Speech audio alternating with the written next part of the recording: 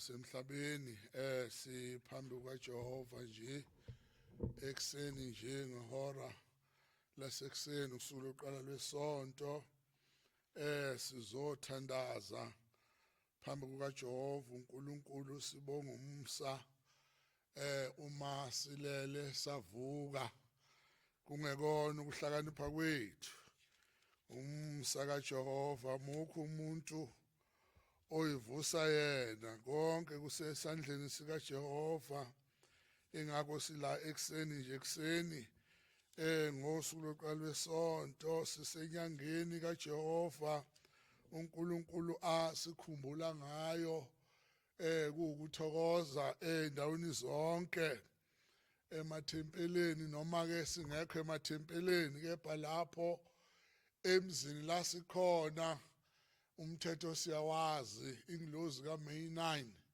ihlezi ngokuzungeza emzini yabantu baNkulunkulu yazi ukuthi inyanga yesibusiso empilweni zethu lapho sakhunjulwa khona ukuba nathi siuvule umlomo wethu sithi uNkulunkulu wethu naye athi bantu bami ngakho ke sikule nkonzo yehora ekseni nje njengomthetho bazalwana benkosi uJesu sisemakhaya endlini zethu nabantwana bethu kungapheli lokuthandaza njengoba sizwa lapha ngokuloba kaMvangeli uLuka 22 kwelika 39 lapho kuthiwa waphuma uJesu waya njengokwenza kwakhe entabeni emhlwathi abafundi bakhe bamlandela esefikile kuleyo ndawo wathi kubo khulekani ukuba ningangeni ekulingweni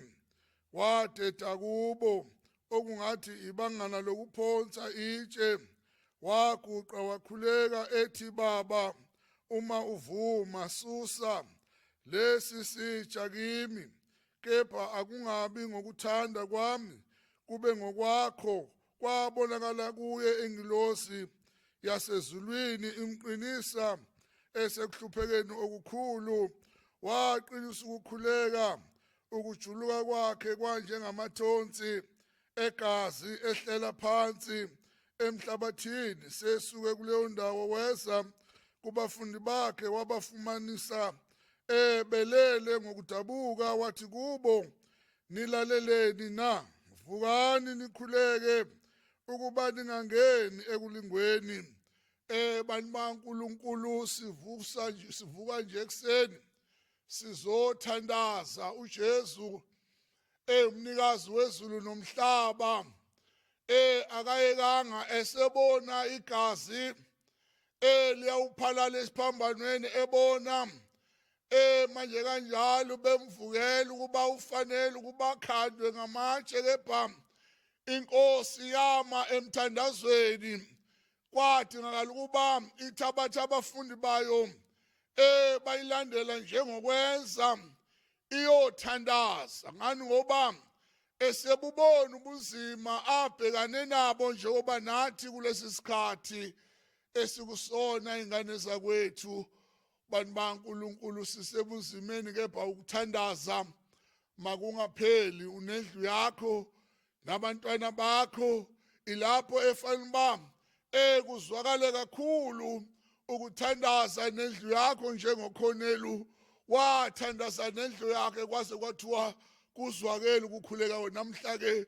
kubhekane nami nawe mzalwana sisendlini nabantwana bethu kuzwakale ukuthandaza ungalokwani ubuka izibalo COVID-19 baziyenyuka kepha thandaza nabantwana bakho kulowo mzokona abantu baNkulunkulu haleluya lokhu Jesu akazange ayekele ukuthandaza esebona ubunzima kepha wama emthandazweni uthi kubafundi bakhe wabashiya ebanga lokuphonsa itshe wayoguqa wakhuleka ethi baba uma uvuma susa lesi sitsha kimi kepha kungabi ngokwami ukuthanda kube ngokwakho okwaze kwabonakala ingilosi yasezulwini imqinisa esekuhluphekeni okukhulu waqinisa ukuthandaza kuze kuthiwe umjulu wakhe unjengamathonsi egazi ehlela emhlabathini kepha akayeka nguthandaza nathi-ke sikuleso sikhathi bazalwana benkosi uJesu sokuthandaza noma ngabe kunzima kangakanani kepha siyakwehlula ngokuthandaza siyokunqoba ngokuthandaza phambi kwajehova uNkulunkulu. Haleluya.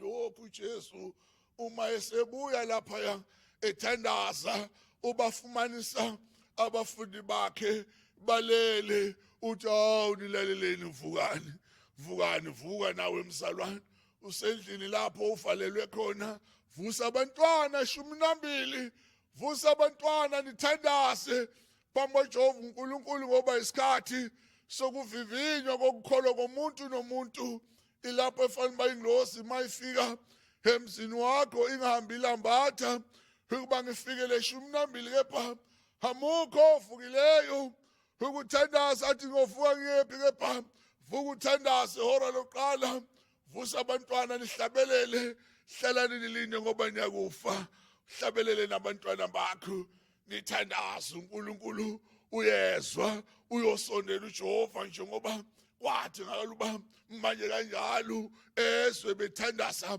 uthi uJesu vukani nikhule kuba ningangeni ekulingweni ngani, ngoba lapho usukhubekile uphela amandla ungasinengilozi omubi ithola ithuba khona lapho bani baNkulunkulu. Haleluya. Ngakho sikule nkonzo ukuzovuselelana ekuseni ngokuthandaza ukuba na uCovid-19 bani baNkulunkulu angaqedi ukukholwa kwakho owaziwa ngako, wayinikele wathi ngiyawuzama ukuze kufike usuku lwami lokukhululwa, kepha akungapheli ukukholwa ngoba nakho sivalelwe ezindlini. Ilapho efanele uba ngibonakalise khona ukumthanda uJehova uNkulunkulu wami bazalwana. Haleluya. Lokhu bathandekayo, Nkosi uJesu Kristu ithi vukani nikhuleke manje kanjani, laleleni na, vukani nikhuleke ngoba manje kanjalo uyadinga ukuba sivuke endlini zethu nabantwana bethu. Ilapho-ke obona kahle umzali unabantwana bakho ukuba kanti noma ngikhona noma ngingasekho leli vangeli engilitshalileni engalimukelayo kule ndlu yami nabantwana bami bosali bashaya isigubhu emva kwami baNkulunkulu. Haleluya. Kodwa-ke uma uvilapha nawe umzali uthi hawu bantu bami, ngoba sifikele lesi sikhathi asilele siphumule, hayi manje kanjalo ubhasopa ingilozi omubi iyokunyonyobela ngani ngoba usuyinikele wena, kepha vuka uthandaze manje kanjalo ukuze sahlulwe lesi sitha esibhubhisa umhlaba wonke. Siyawuhlulwa ngani ngomthandazo bani baNkulunkulu. Haleluya. Lokhu bathanda benkosi uJesu sisenkonzweni yehora ekuseni sizovuselelana ngalamazwi inkosi uJesu esho kubafundi bayiba kwaba ukwenza kwakhe njalo njalo. Nathi sifundisiwe ekuseni manje kanjalo uba naku ukwenza ungavesana uvuke uye emabhodweni awukathandazi umuntu kaNkulunkulu, vula amafriji awukathandazi, naku ukwenza esakufundiswayo ngabaholi uba uthi uvuke ekuseni 12 vusa abantwana njengophondo njengomthetho wenkosi, uba uvusa abantwana kuthandazwe ihora lokuqala kuyahlatshelela, uhlalani linde nithandaze nini nguJehova uyobuzwa asondele kuleyo ndlu bani baNkulunkulu. Haleluya. Ilokhu bathandekayo benkosi uJesu sinenhlanhla ngoba basifundisa abaholi bethu abazange basifihlele lutho. Namhla utshela umhlaba ukuba kuyathandazwa noma isimo sinje, kepha siwukhulekise umbuso wakithi nabameli bethu nabaholi bethu manje kanjalo abasola ngokwasemhlabeni ukuba nabo uJehova bakhanyisele balithole ikhambi okuyilona elawulwa nalesi sifo esibhubhisa umhlaba wonke phambi kwaJehova uNkulunkulu. Haleluya.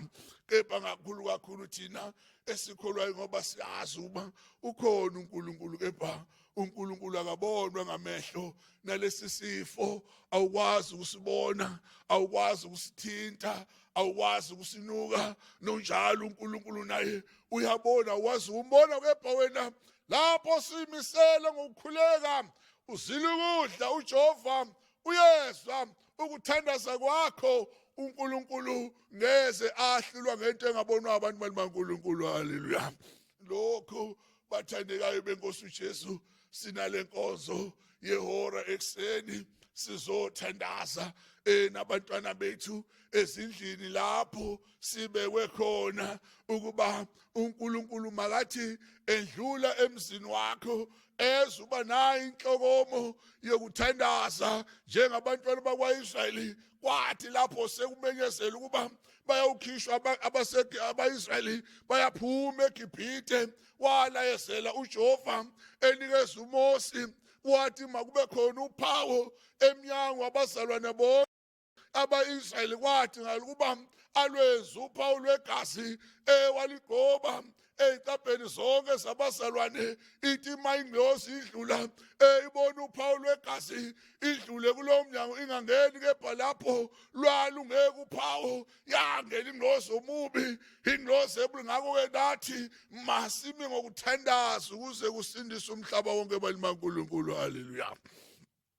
Lokho bathandekayo benkosi uJesu, sinale nkonzo ukukhumbuzisa ngumthandazo sime lapho sikhona, kungabi ithuba sithi ngoba napa abazala bekho bavalelekile emzinkonzo, nathi ithuba lokuphumula. Kulona ithuba lokuphumula lapho bafana bami, umuntu nomuntu abonise ukukholwa kwakhe akwemukelayo, ngoba awufunganga ngomkhosi ukuba uma umkhosi ngasamboni ngiyawuyeka ukuthandaza, ngiyawuyeka ukukholwa, kepha wafunga ngoNkulunkulu uba ngeze ngamdabukisa umoya engibekwa upha ukuze kubosula lomkhulu lapho ngojova uNkulunkulu. Haleluya. Kanye kanjalo sikhumbuzise malunga kaJehova, bafundikazi banumzane bakaJehova, makhosikazi enkonzo, lusha lwenkonzo lapho khona makuzwakala izikhi zokukholwa nemisebenzi elungileyo, ngoba inkonzo ikhona nje. Inkonzo ihamba ngeminikelo kaNkulunkulu emisa inkonzo. Ngakho-ke masingayekeleli sithi hawu ngoba ithuba lele silitholile ngoba uJehova manje kanjalo ubuka lapho ukukholwa komuntu kuba ithi ukukholwa kungenamsebenzi kufile nayo imisebenzi efanele uba singayekeleli malunga kaJehova. Sichumane nabakhonzi bethu abasiphethe mangabe besiyalela ngamazwi, siwemukele lokhu ba hawu nako phela ingadliwa inkosi, ingapheli inkosi balimaNkulunkulu. Haleluya. Lokho esikukhuthazayo malunga kaJehova, bandla likaNkulunkulu lapho khona nisize njengokusho kombhalo, manje kanjalo uMose, manje kanjalo bakha thempeli kaJehova. Kwathi ngakuba bonke abazalwane ababelapha ey'ndaweni zabo basiza manje kanjalo eJerusalem bethumela iminikelo yabo ukuba yomela inkosi ithabenekeli likaJehova. Nathi ithempeli esilakhile nini enilakhile manje lifuna ukumaintainwa ngayonke indlela, kepha uma-ke manje kangasabi bikho okuyikona okunikela liyomaintainwa kanjalo lodliwa ithempeli balimaNkulunkulu. Haleluya. Ngakho sikhumbuze salokho ngomsa kaNkulunkulu kuba ithempeli kaJehova elenu lidinga nina bazalwane. Singakhohlwa umsi siphume emhlanganweni bekade sisebenzisa wegesi wemanzi ngendlela zonke, noma kukhona le COVID, kodwa akupheli ukuba kulethwe amabhili ukuba manje kanjalo inkonzo sikwelethe into engangani, ngoba manje kanjalo lokhu isabelo esimiswe ngumbuso phambi kaJehova uNkulunkulu. Haleluya. Nathi-ke siqhube njalo ey'nhlizweni zethu, sikwazi uba abazali abekho kepha uNkulunkulu khona. Le ngilosi uNorifayeli ayilali, iyazungeza ey'ndaweni zonke. Ngakho-ke masibonakalise ukukholwa kwethu, ngoba singakholwa ngoba sibona abazali, kepha sikholwa uNkulunkulu owakhuluma nomqazingekayo phambi kaJehova uNkulunkulu. Haleluya. Lokho bathandekayo namhla manje kanjalo sizothandaza ekseni phambi kaNkulunkulu, senyusa umthandazo njengokulotshiweyo manje kanjalo kuSambulo. Ithi nalapho kwana mlupho lwesikhombisa kwathi thu ezulwini okungathi ingeyora ngabona izingilosi isikhombisa zimi phambi kaJehova, zaphiwa amaklongo ayisikhombisa ney'ngilosi yeza yema ngaselathini nesitsha sempepho segolide, yaphiwa impepho enibayinikele kanye nemikhuleko yabayingcwele phambi kaJehova ivela esandleni sengilosi. Nathi siyasamukela siyathandaza uNkulunkulu Baba Nkosi elungileyo ebusweni bakho Jehova. Siyabonga ukulala nokuvuka aweyinsuku esinzima Baba. Nkosi yami Jehova, nantu ubhubhana oluphumile emhlabeni kepha ngomsa wakho siyathemba egameni lakho Nkosi yami. Awusibala Baba nababi kepha uyakusisindisa ngoba wabenza abantu ngomfanekiso wakho, walenza izwe walithanda Nkosi yami ke uNkulunkulu olungileyo. Oh Baba, wena onomsa, iba nomsa njalo Baba. Siyakhuleka kuwe Baba, abantu bakho emhlabeni wonke amakhosi akithi uNkulunkulu uhulumeni wethu elwa ngeindlela zonke ukubathola ikhambi lokuba kusindisa umhlaba abantu bakho uNkulunkulu ongcwele. Kodwa wehlulekile wawenza umhlaba wabenza abantu kepha wahluleka ukubavikela Baba kulesi sifo Baba. Baba uNkulunkulu esikhona, awu Jehova meselungileyo, sisindise nabantwana bethu alingapheli izwe, awungapheli umhlaba Nkosi yami. uNkulunkulu onomsa Jehova, sindisa abantu bakho emhlabeni wonke, amandla kamoya ngegama lika Jesu Kristu Nkosi umsindisi. Amen. Ubongwa udumo namandla nobukhosi makuziwe phakathi. Amen. Yebo bazalwana benkosi uJesu, siqedelela inkonzo yethu ekseni nje ngoba sibamba isikhathi ukuba singadli ithuba abantu maNkulunkulu incwadi nje imbili ukuba sithandaze okukhulu, ukuba sithandazele lolu bhubhana oluphumileyo emhlabeni wonke, ukuba uJehova uNkulunkulu asisize ngoba ngaphandle kwakhe akukho esingakwenza thina ngokuhlakanipha kwethu. Njengoba sibabona bombuso belwa ngeindlela zonke kepha thina esikholwayo silekelela ngomthandazo phangibasho uNkulunkulu. Haleluya. Funda lapho umzana kaJehova, ufunde lapho izihlabelelo 28 verse 1.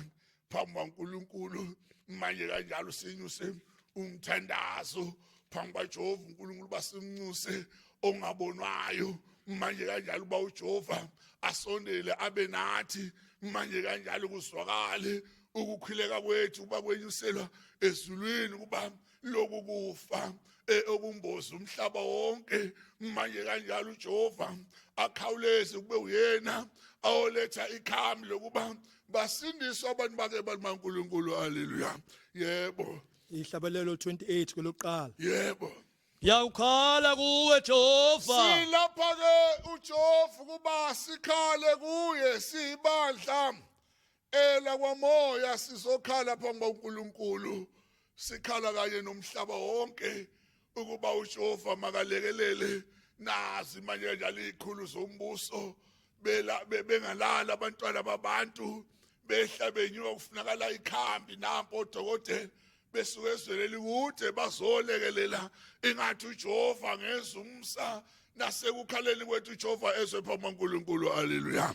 Yebo. Ungathuli kimi uJehova ke mangathuli ngoba uNkulunkulu owasithandayo phambi kaNkulunkulu wakuthumela umoya umuntu wakhe esizweni esimnyama.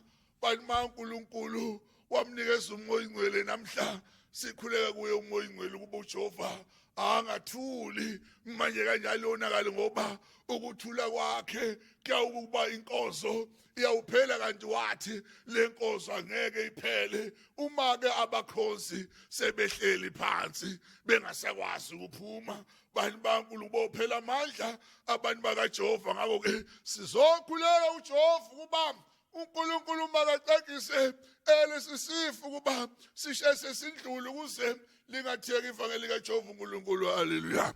Yebo. ungathuli kimi uJehova mangathuli kithi silapha emzini kaJehova, sinabakhozi siyathandaza ezindlini zethu nabantwana bethu. uJehova makasisize lolu bhubhane oluphumile emhlabeni kepha uNkulunkulu uyena owazi isikhathi nomzuzu kuba luphela likepha manje kanje akungabi isikhathi eside ngoba funa baphela amandla abantu bakuJehova abantu baNkulunkulu. Haleluya. Yebo. Funa ukuthula kwakho kimi ngize ngifane nabo abashona emgodini. ngoba bayaphela abantu emhlabeni wonke balima usimbonga uhulumeni wakithi ngoba ulisukumele ngokusheshsha lolu daba lwalesifo esikhona balima uNkulunkulu ngakho ke thina siphushe ngomthandazo uNkulunkulu akeze balesi sibalo esisibona sikhuphuka ngamawala amakhulu kuba uJehova kubambe lokufa abanikeza inhlakanipho yonke ososayensi abasifuna ubusuku nemini ubuJehova litholakala ikhama basizakala abantu bonke emhlabeni balimaNkulunkulu haleluya yebo Lalela kulo izwi lokunxusa kwami. ngoba sisekunxuseni izwi engomthandazo sisendlini lapho sikhona bazalwane sithandaze phambi kaNkulunkulu ngoba amukho omunye umsindisi wethu ngaphandle kukaJehova balima uNkulunkulu isikhathi sokuthandaza ubonakalisa uba ngempela uyathandaza phambi kaJehova uNkulunkulu sifuna ukusizwa okuyobe kuvele esandleni sikaJehova uNkulunkulu wethu bazalwana haleluya yebo Ekuncengeni kwami kuwe. ngoba sizomncenga uJehova uNkulunkulu ekseni nje sivuka esikhathi sehora basingena kuyeka ukuba sithandaze bani baNkulunkulu sikuse kuJehova uba akasheshe uNkulunkulu alethi ikhambo kuyilona eloba usindiso emhlabeni wonke kuphela bani baNkulunkulu haleluya yebo Nasekuphakamiseni kwami izandla zami endaweni yakho engcwele. ngoba sisezindlini zethu ngoba sisekwazi ukuba sibe semathempelini endaweni engcwele kepha khona lapho sikhona ezindlini zethu siyaphakamisa phambi kaJehova uNkulunkulu uJehova akasenzela umsa abenathi wamzwa uTobia evalelwe endlini uTobias ngoba wabekhuleka uJehova uNkulunkulu kaIsrayeli engabona bekumenyezele uma kanjalo esweni lokuba wonke umuntu makakhuleka isithixo sasimiswe manje kanjalo kepha uJehova wathi manje kanjalo wathi uTobias angikukhuleka mina isiqomo kepha ngiyokhuleka uNkulunkulu ngoba uyesu uNkulunkulu bazalwana haleluya kwathi ngalibu uNkulunkulu amuzwe uTobias ekhuleke sekuvalelwe nendlu njengoba nathi sivalelwe ezindlini uyakusizwa uJehova uNkulunkulu wabonakala embozamo manje kanjalo masithandaza sonke nganhliziyo sithandaze sonke manje kanjalo ngamphefemulo munye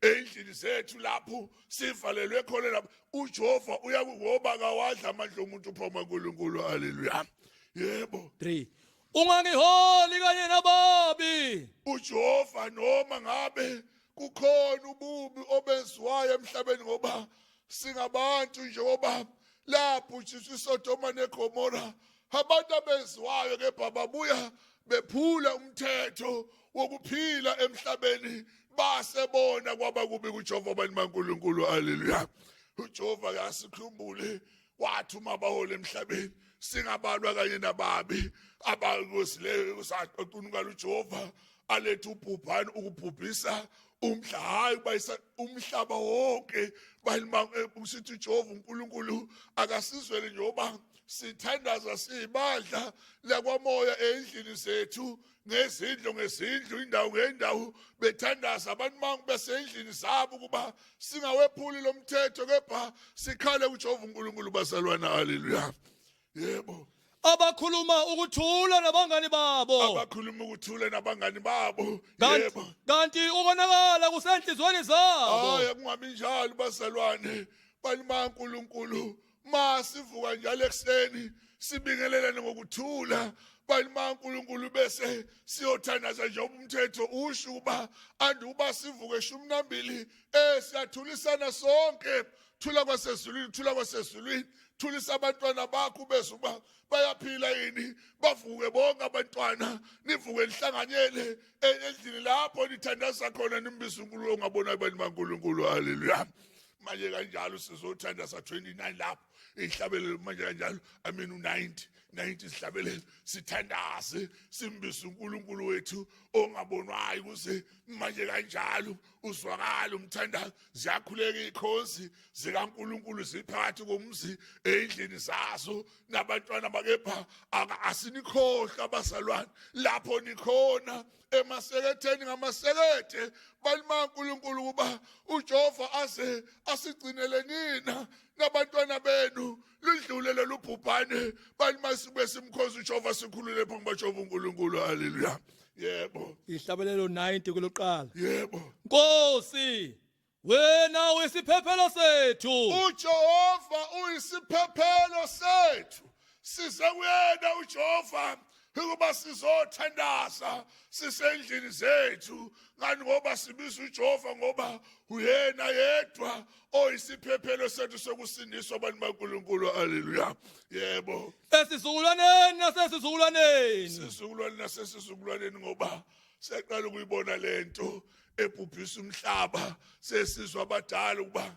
kwafika ikhonyana kwafika manje odomoyi kepha akuzange kube umhlaba wonke kepha lokhu kufa esikubonayo iCovid-19 ibhubhisa umhlaba sincenga kuwena Jehova umnikazi wezulu ngoba akukho ongakwaziyo wena uJehova wethu uNkulunkulu haleluya yebo Lapha singakazalwa izintaba. lapho singakazalwa izintaba yebo Ungakawenzi umhlabathi nezwe. ungakawenzi umhlabathi wezwe yebo Kuthi kusuke phakade. kusukela phakade yebo Kuze kube phakade wena unguJehova. kuze kube yiphakade wena uJehova awunakwahlulwa isho njalo ingilosi ehlisa lehlebele sebandla lekwamoya ingcwele kuba yena kanakwahlulwa uNkulunkulu sizoncusa kuye lo Jehova kuba akahluleki uNkulunkulu kuba asisindise nabantwana bethu awusindise umhlaba wonke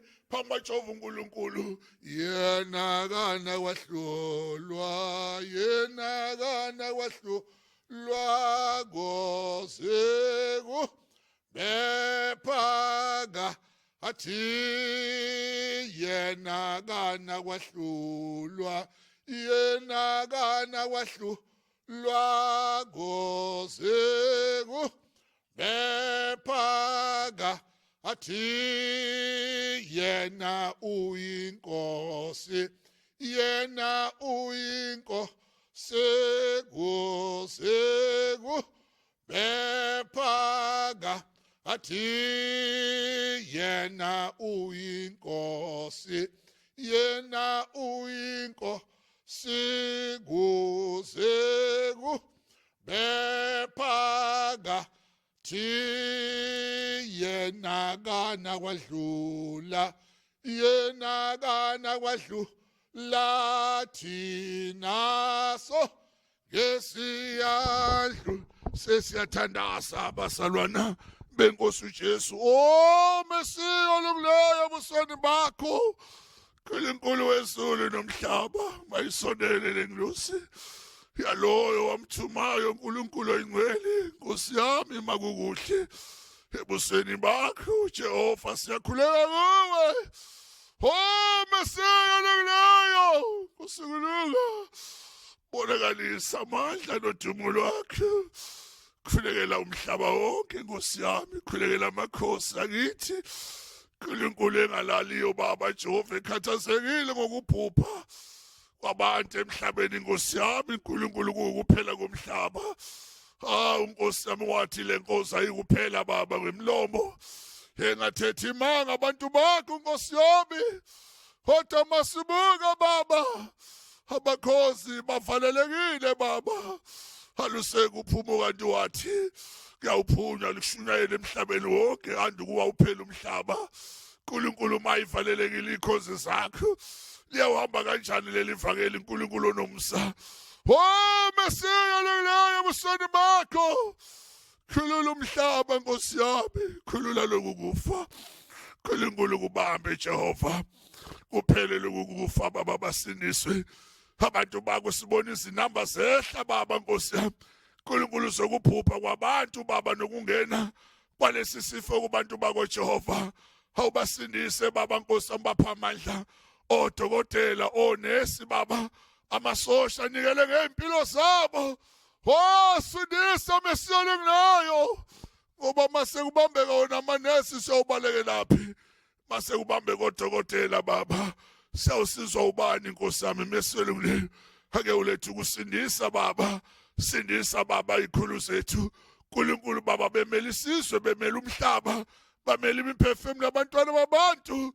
Ingilosi zakho mayibe nathi ebandleni lakwamoya Nkosi yami ey'ndaweni zonke lapho bekhona abazalwana bengenabo abakhonzi kepha wena ukhona. Nkulunkulu sithumela ngezwi ukuba Jehova mabasindiswe baphile abakhulu nabancane ngamandla kamonke egama likaJesu, amen. Baba wethu osezulwini, malihlonishwe igama lakho, umbuso wakho ngumawusi, intando yakho mayenziwe emhlabeni nasezulwini. Siphe namhla kuhlakwini, thethelela amacala ethu njengoba sibathethelela abana amacala kithina. Ungasingenisi ulingweni kodwa sisindise kokubi, ngoba umbuso ngowakho, amandla nobukhosi makuze kube phakade, amen. Ubongwa udumo amandla ubukhosi makube sihlalise ubukhosi nakulo uJesu Kristu Nkosi imsindise, amen. Yebo siyabonga kakhulu inkonzo yethu emfushane kuseni nje kusuku lokuqala lwesonto. Siyathaba kakhulu nani lapho enikhona emakhaya, malunga kaJehova, bafundikazi, banumzane, manje kanjalo makhosikazi enkonzo, lusha lwenkonzo, masibe munye lesi sikhathi esikusona. Akungabibikho manje kanye ohlukana, asibambane sibe munye sonke silwe nalolu bhubhana ngomthandazo. Bantu baNkulunkulu lapho ekufanele basisize khona sisize, napa abakhozi behlezi emzini kaJehova. Kepha niyawazi nini umthetho ukuba abakhozi abenu labakhozi nashelwa bona inceku kaNkulunkulu. Sindlu amazwi sithi masibambisane nani malunga bafundikazi, singawukhohlwa umthetho. Bantu baNkulunkulu wenkosi uba uma inyanga inje kwenziwani manje ey'ndaweni zonke, manje ukuze inkonzo isimame ingahambi no-COVID-19, ingapheli inkonzo, ngoba uma kwaphela inkonzo siyoba yini, sofe sithini kumhola umqazi inceku yakhe, sithi-ke engathi uJehova angabala nabantwana bethu. Siyethaba, amen, amen, amen. Nize nibe nomenani omhle ezindlini zenu, nibenzele iphiwo abantu abankulu, niphala iziphiwo nani nisemzini yenu. Kepha ningabakhohlwa phela abakhonzi benu, ngoba belapha nje abekho lapho, banani lapho manje kanjalo emabandleni phambi kaJehova uNkulunkulu, amen.